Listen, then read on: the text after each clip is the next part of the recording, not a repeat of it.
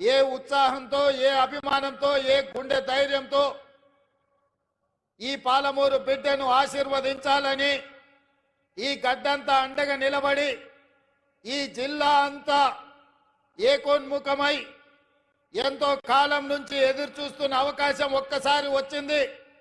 దీన్ని జార విడుచుకోవద్దని మీరు అండగా నిలబడ్డ రోజు ఇవాళ. ఈ సందర్భంగా మీ ఎదురుగా నేను చెప్పదలుచుకున్నా, పాలమూరు జిల్లా నల్లమల అటవీ ప్రాంతంలో ఒక మారుమూల గ్రామం కొండారెడ్డిపల్లి అనే ఒక చిన్న గ్రామం నుంచి ఒక రైతు బిడ్డగా బయలుదేరిన నేను ఈ జిల్లా కష్టాలను చూసిన, ఈ జిల్లా కన్నీళ్లను చూసిన, ఈ జిల్లా నుంచే పారుతున్న కృష్ణమ్మ గలగలలు చూసిన, కన్న బిడ్డల్ని తల్లిదండ్రుల దగ్గర గుడిసెల దగ్గర వదిలి వలసబోతున్న పాలమూరు బిడ్డల్ని గుంపు మేస్త్రీలు భార్య భర్తల్ని మేటీలుగా పెట్టుకొని తీసుకెళ్లి బొంబాయికి వలస తీసుకుపోతుంటే 6 నెలల పసిబిడ్డల్ని కూడా తల్లిదండ్రుల దగ్గర వదిలేసి జంటలుగా వలసలు పోతున్న వాళ్ళ కన్నీళ్లను నేను కళ్ళతో చూసిన. ముఖ్యంగా అచ్చంపేట, నాగర్ కర్నూలు, వనపర్తి ప్రాంతంలో గుంపు మేస్త్రీల నాయకత్వంలో తట్ట పని, పార పని, మట్టి పని కోసం బొంబాయి దిక్కు వలసలు పోతుంటే ఆనాడు బస్సులు ప్రత్యేకంగా వందలాది బస్సులు ఈ జిల్లా నుంచి వలసలు తీసుకెళ్లడానికి రైతాంగాన్ని తీసుకెళ్తుంటే వనపర్తిలో నేను చదువుకునేవాడిని. ఆ రోజు నేను అనుకున్నా, ఏదైనా ఒక రోజు మనకు రాకపోతుందా, ఎల్లకాలం ఎప్పుడు ఇట్లనే ఉంటుందా, ఒకరోజు మనకు వస్తుంది. ఆనాడు నేను నాకు అవకాశం వస్తుంది అనుకోలేదు.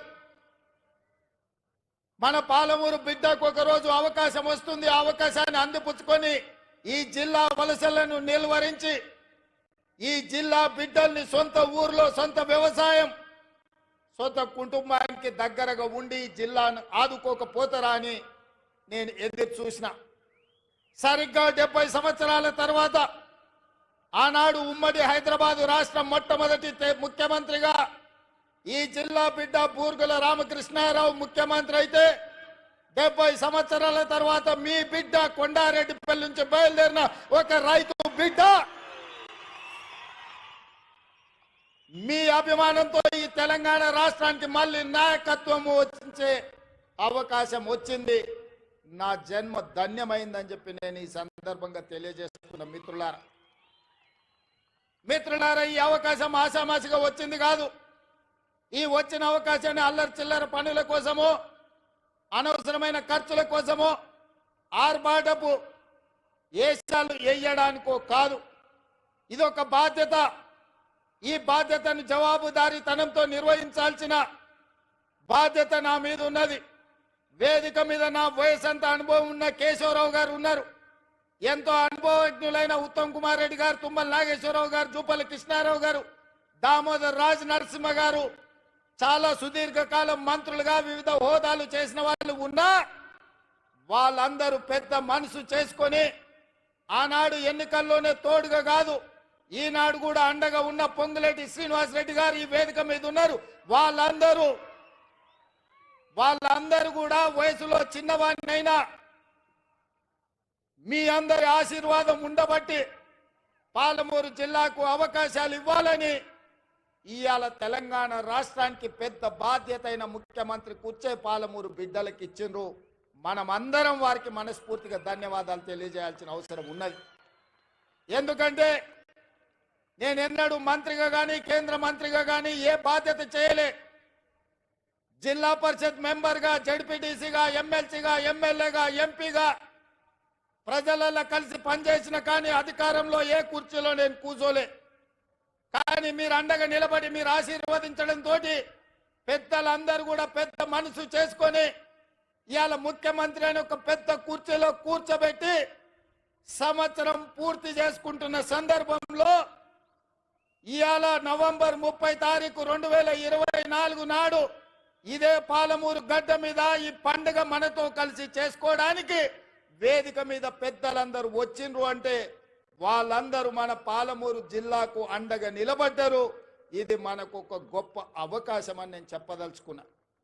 మిత్రులారా, ఇవాళ నేను మిమ్మల్ని అడుగుతున్నా, ఇవాళ టిఆర్ఎస్ నాయకులు, బీజేపీ నాయకులు ముఖ్యంగా బీఆర్ఎస్ వాళ్ళు చంద్రశేఖరరావు గారి కుటుంబం ఏ రకంగా మాట్లాడుతుండ్రో, ఏ రకంగా విమర్శిస్తుండ్రో, ఏ రకంగా తిడుతుండ్రో నిశితంగా మీరందరూ గమనించండి. 10 సంవత్సరాలు వాళ్ళు పరిపాలన చేసిండ్రు, 2 సార్లు ముఖ్యమంత్రి అయినరు. వారు ఏమి చేసిండ్రో నాకంటే మీకు ఎక్కువ తెలుసు.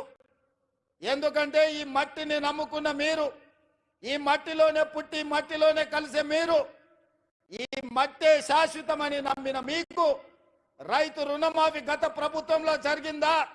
రైతుకు గిట్టుబాటు ధర వచ్చిందా? ఆనాడు చంద్రశేఖరరావు గారు స్వయంగా మాట్లాడిన మాటల్ని ఈనాటి రైతాంగం మర్చిపోయిందని వారు అనుకుంటున్నారా? ఆనాడు ఒరేస్తే ఉరేసుకున్నట్టే అన్నది ఈ పెద్ద మనిషి చంద్రశేఖరరావు గారు కాదా? ఇవాళ మరి నేను మిమ్మల్ని అడుగుతున్నా, మీ ద్వారా ఈ తెలంగాణ రాష్ట్ర రైతాంగాన్ని నేను అడగదలుచుకున్నా. ఆనాడు ఒరేసుకుంటే ఉరేసుకున్నా అన్నట్టు ఆనాటి ప్రభుత్వం అంటే, ఈనాడు మీరు ఒరేసుకుంటే 500 రూపాయల బోనస్ ఇస్తామని చెప్పిన మాట ఉత్తమ్ కుమార్ రెడ్డిది కాదా?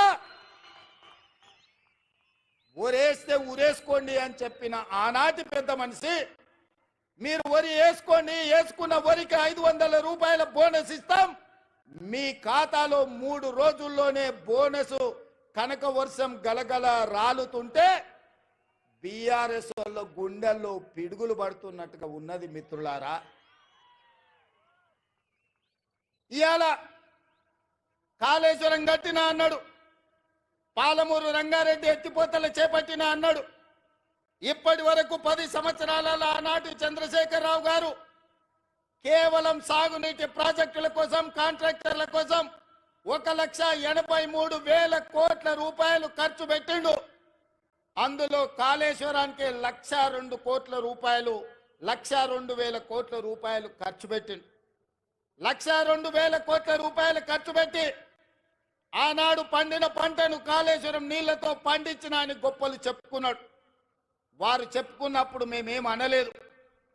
కానీ వారు కట్టిన ప్రాజెక్టులు సుందిల కావచ్చు, మేడిగడ్డ కావచ్చు, అన్నారం కావచ్చు, ఈ బ్రిడ్జ్లు బారేజీలు కుప్పగూలిపోయి చుక్క నీరు లిఫ్టులు చెయ్యకపోయినా ఈనాడు కాంగ్రెస్ పార్టీ అధికారంలోకి వచ్చిన తర్వాత కాంగ్రెస్ పార్టీ కట్టిన ప్రాజెక్టులు, అది జూరాల కావచ్చు, శ్రీశైలం కావచ్చు, నాగార్జున సాగర్ కావచ్చు, నెట్టంపాడు కావచ్చు, కోయిల్ సాగర్ కావచ్చు, శ్రీరామ్ సాగర్ కావచ్చు, మంజిరా కావచ్చు, లేకపోతే శ్రీపాద ఎల్లంపల్లి కావచ్చు, ఇందిరా సాగర్ కావచ్చు, సీతారామ సాగర్ కావచ్చు, ఈ ప్రాజెక్టులన్నీ ఆనాడు కాంగ్రెస్ పార్టీ కట్టి ఆ ప్రాజెక్టుల ద్వారా నీళ్లు ఇచ్చి వరుణుడు కర్ణిస్తే ఈ సంవత్సరం కాళేశ్వరం లేకపోయినా, చుక్క నీరు ఇవ్వకపోయినా 1,53,00,000 మెట్రిక్ టన్నులు చరిత్రలోనే స్వతంత్రం వచ్చినప్పటి నుంచి ఈనాటి వరకు 75 సంవత్సరాలలో ఏ రాష్ట్రం ఉత్పత్తి చేయనంత ఉమ్మడి రాష్ట్రం 23 జిల్లాలు. ఇవాళ ఆంధ్రప్రదేశ్ లో ఉన్న 13, తెలంగాణలో ఉన్న 10, ఉమ్మడి 23 జిల్లాలలో కూడా ఒక పంటకు